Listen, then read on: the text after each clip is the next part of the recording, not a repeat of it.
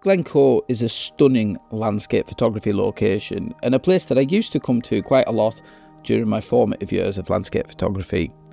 After an extremely busy period of running 4 workshops in 6 weeks, and after a very difficult period of personal loss, I decided, with a couple of spare days on my way to a workshop in Asint, to spend a little time visiting some old haunts that I'd not photographed for many years. In this video, I managed to photograph 3 different locations and had a great time doing it. Why don't you join me?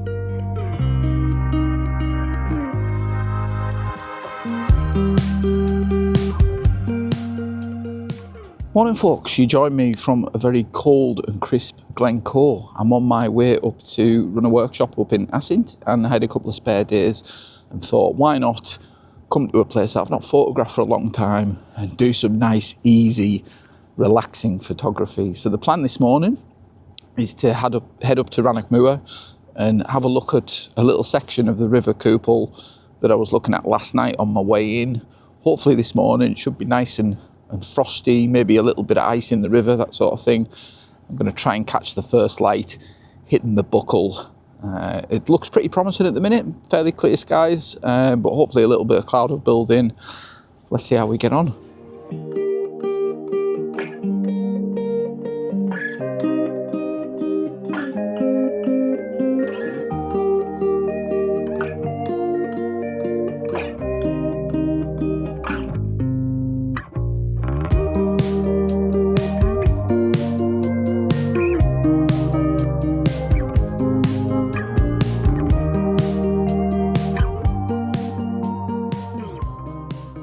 Okay folks, so as I was just talking about earlier at the car there, this is a nice easy location in terms of access, and with me not having a great amount of time in Glencoe, I wanted to get to something reasonably quick and early that would take advantage of these cold conditions. Now, I was here last night having a little bit of a play around with the composition. This little stretch of the river, you've got a lovely kind of lead up to the mountain here in the distance. Now, when I've got here this morning, it's all kind of frozen over. I'll just show you through this composition and just show you a couple of the little things that I'm having to keep in mind.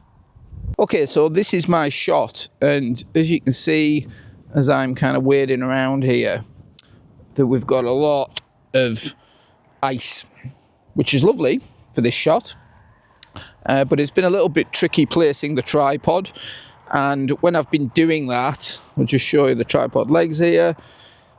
When I've been doing that, the tripod legs have been creating cracks, and it's proving to be a little bit problematic with this foreground. Now, one kind of nice accident of cracking this ice around here with the tripod is I've got this nice little ice bubble down here in the foreground. So my composition really is just a case of arranging these rocks in a nice, well, kind of arrangement, really, just making sure that they're not overlapping too much. Now, last night, without the frozen river, I had some like nice reflections of the mountain. We haven't really got that this morning because of the ice, but what I'm hoping for is where the sun is rising behind me. Now, as I speak, it's a little bit cloudy over there, but with the sun rising behind me, what I'm hoping for is some nice colour on this ice, and obviously a bit of colour on the mountain. I'll check back in with you when hopefully this light gets out.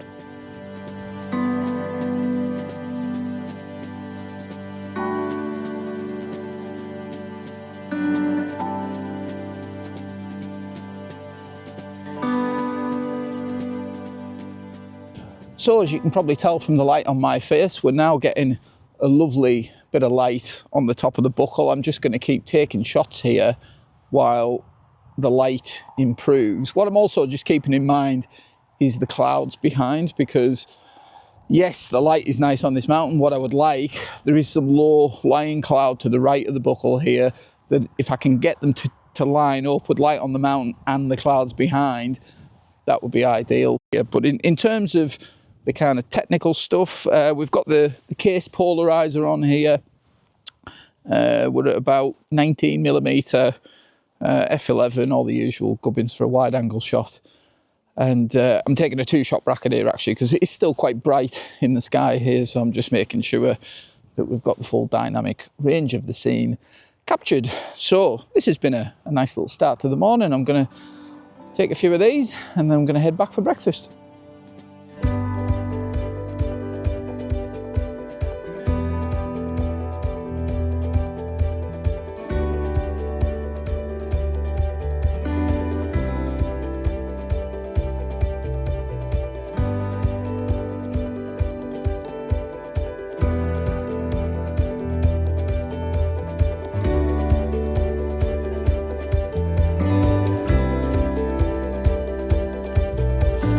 Okay, I spoke too soon there. I was just about to head off for breakfast and I had a revisit of this composition and I think I found a slightly better one. Hindsight's a wonderful thing, obviously, but this shot here, I've got this nice mossy boulder that's underneath the rocks, and because I've got the polarizer on, I can bring out some of that green under the ice, and then again, you know, we've got the classic view in the distance, but it's just a case of tweaking the composition and arranging these rocks a little better. One thing I was finding a little bit of an issue with that first shot is I was probably placing a little bit too much emphasis on the ice patterns in the immediate foreground. They were nice, but they're not as interesting as what's in front of it. And whereas this shot, I think, does a better job of that. I just need to sneeze. Sorry about that. Now, taking this shot now, the light is just about perfect. We've got lovely grazing light across the side of the buckle here. Well, the front of the buckle rather, but coming in from the side.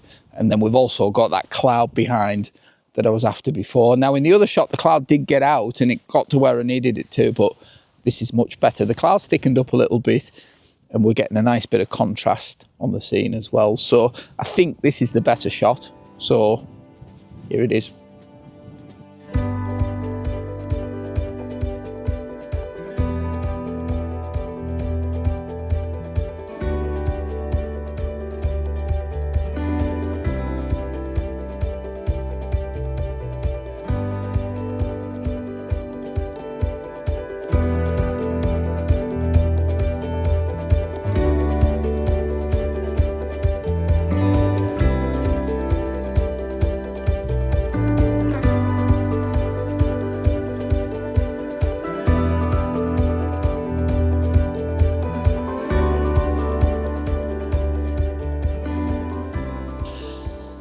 All right, folks, so this afternoon I've been having a little tootle down memory lane. Been driving down Glen Etive and stopping at a few little different spots and shooting little bits as I go. I've not really been too fussed about filming a lot of that, to be honest, because it's nice being just to be able to relax and kind of get the camera out and not have to video it, but also kind of just turn the brain off a little bit, because this area is so stunning that you know, you don't really have to go too far wrong to get a reasonable picture. Now, this loch behind me, you'll have seen many great shots of before from other photographers, but even though I've photographed Glencoe quite a few times back when I started doing photography, I've not actually photographed this loch. So I'm going to have a little look at this and see how I get on. Okay, so this is just to give you a little idea of my kind of thinking here. Now, the view looking that way is obviously stunning, and the easiest thing to do would be to go and stand over there, get a nice mirror shot of the mountains there, job done. Now, the sun is setting behind me off my right shoulder, and I'm hoping in the next half an hour, 3/4 of an hour, we'll get some nice light, a nice strip of light in the distance there. That's the plan. What I'm doing here, thankfully I've got the big wellies on, these wellies that I was talking about in the last video. Really good, really warm. What I'm doing here is I'm just looking at this little foreground area here where we've got frozen grasses and patterns and whatnot. There's quite a lot to go at here. What I noticed when I was just walking around here, if I just go a bit further forward, now I'll have to kind of show you this in the camera, but there is a nice little lily pad here out in the open. I'll just get a bit of video of it. Okay, I'm just going to jump in here quickly because this might be one of the dumbest photographs I think I have ever taken. I don't know what I was thinking, but this shot was never going to work. It was a classic case of turning up at a well-photographed location and just trying to shoehorn something different into the scene for the sake of it, when really it was never going to work. I'll put the raw file up on the screen here so you can point and laugh at me, basically. But the main issue I had was I couldn't get the tripod low enough to the water to close up the dead space in the midground. It was a very, very much a foreground, background picture and nothing in the middle, so it didn't work from that point of view. But what I really should have been doing is just turning the brain off and photographing the view in front of me, because that loch is a stunning view, and sometimes the best shot is the most obvious one. So stick around, because I did get some good light, and we did get a half-decent picture out of it. But I just thought I'd put that in because I can't believe I took that picture. Right, I've pulled the plug on that composition because even though I haven't seen it and processed it yet, but my gut feeling in the camera is I think it's too gimmicky, and I'm probably reaching for something that I don't need to be honest. And I vowed when I came here for this couple of days before my workshop, I was going to do nice, easy, turn the brain off photography, don't think, just enjoy the process of being out, and that's what I'm going to do here. So nice simple shot behind me, just waiting for the light. I have actually got a nice little bit of the frozen ice in the foregroundish area. I mean, it's probably about 30-40 millimeters, so it's not especially wide, but just gives a little bit of context to the conditions that we've got at the minute. But yeah, I'm just going to wait for this light again, and hopefully I can get a nice simple reflection shot of these mountains in the distance. Well, there you go. Look at that. Perfect reflections, lovely light. What more could you ask for? I'm just going to play around here with different focal lengths and just shoot this view and just take it in and enjoy it, because really that's all you have to do here.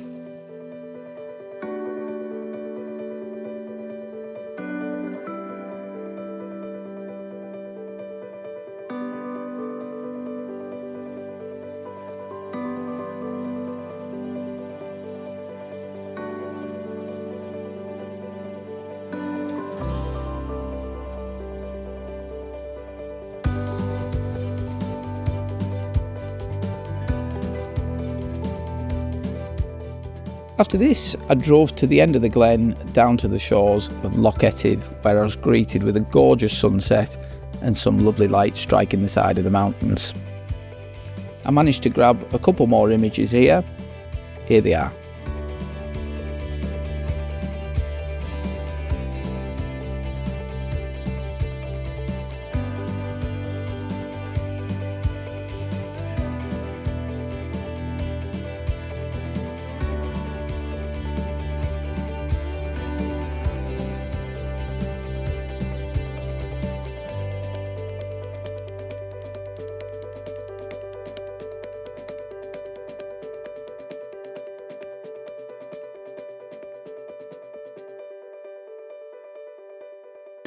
All right, welcome back. So you saw from the drive in there that it's another stunning morning here in Glencoe. Now I'm going to have to get a move on here because the sky's already colouring up nicely. I've come to Lochan na h-Achlaise, h-Achlaise, however you pronounce it. I'll put it on the screen. Hopefully I'm not butchering it. But yeah, this is another one, not shot in years. Drive past it a lot when I'm coming to Harris, but haven't photographed it in a lot of years. I had a particularly good winter. I think it was back in 2017, I was last here. And I got a shot just up the road there, over the other side of the road, of some lovely trees in a blizzard. It's still one of my favourite shots that I've taken today. But I've never really got a decent shot, I would say, looking towards the Black Mount here. So I'm going to head down to the loch and see what we can do.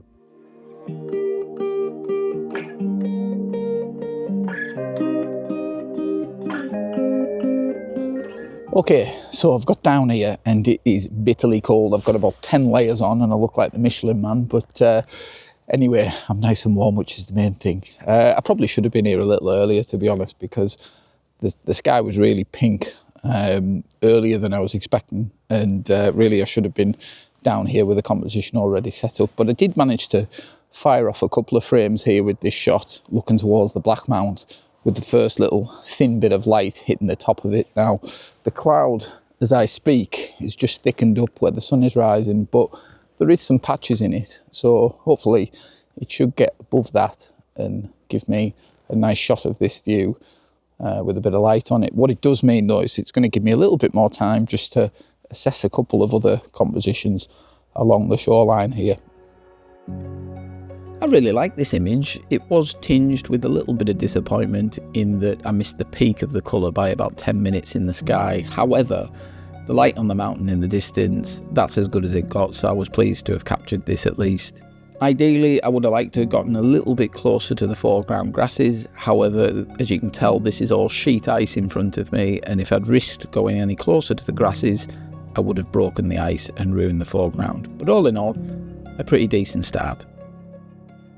Okay, so while I'm waiting around, I'll just talk you through my kind of approach to this scene. Hopefully these are helpful for you. So you can see along this shoreline here that we've got lots of lovely frosty grasses, which you would think, you know, is a nice easy foreground here to frame against that sky. It's not quite so straightforward as that. What I'm really looking for when I'm looking at foregrounds like this is, can I make, you know, a nice arrangement of these and also join them up with a bit of a midground. Now the shot I've got set up over there, you can see there's a little nice patch of rocks there which kind of fill in some of that midground area, whereas if I was looking at the scene from here, there's not an awful lot in the midground to join that up, so you end up with a lot of dead space in the midground. Now, having just came a bit further along, just swing this around a bit, there we go, this little area here I think has got a lot more potential. Now that tree on the left hand side there is a little bit problematic. Why do I keep using the word problematic? I think it's all this social media these days and kids using that word. It was never a word 20 years ago. But anyway, we'll call it awkward. But actually, looking at that shot there, I think that works reasonably well. In fact, looking at that, I think this is going to be my next shot once I've got that first one in the can, I think. Okay, so this shot that I've got set up here, originally I was looking at this in landscape format, but I think having got down here and having had a little bit of a look at it, I think a vertical shot is going to be better. That tree that I was saying about that was a bit awkward, I can't really get it in the frame where it's not distracting. Ideally, I'd like it kind of sticking out above the mountains, but it's just blending in and it doesn't work. This shot here, I think with the fact that we've now got a lack of light, is actually helping, because what it's doing is it's allowing this foreground, which is really quite beautiful, to be honest. We've got these more of these frosty grasses, and then we've got this lovely bit of ice in the shoreline here. I presume this area in the immediate shoreline is a bit colder because we've got this nice line in the foreground here running diagonally, and it's giving a lovely bit of contrast here. I've got the polarizer on, and that's really bringing out the kind of blackness that is in this foreground, and then the yellowness of the grasses is really contrasting quite well. Okay, just while I'm waiting to see if this light pops back out, you can just see these grasses in the foreground. They're just blowing around a little bit every now and again. So what I've been doing is I've just been shooting at a slightly higher ISO. I think I'm about 320 there. And it's giving me about a 60th of a second, just enough to freeze them, because they're not blowing around too much. It doesn't have to be a mega fast shutter speed, but it just needs to be fast enough that they're frozen. So what I'll do then is make sure these are nice and sharp, and then I'll combine a second shot in the background with the light, and hopefully this will work out pretty nicely.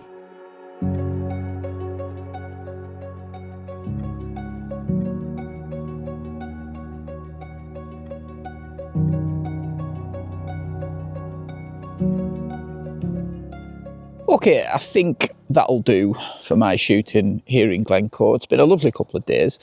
The rest of today doesn't look too hot. It's starting to get mega cloudy right now, and the forecast is for the rest of the day. So It's been nice just to come back to a place that I've not shot in an awful long time, and I've got fond memories of coming here when I first started my photography, and it is an unquestionably beautiful place to come and photograph when the snow's out, and I've had a little bit of that as well, which has been nice. Normally when I come through Glencoe, I'm usually just driving to Skye to get the ferry to Harris, but I decided just to do a couple of days of low stress, easy photography, and it's been really enjoyable. Like yesterday, had some lovely conditions, to be honest. A couple of those images I think will really come out nice.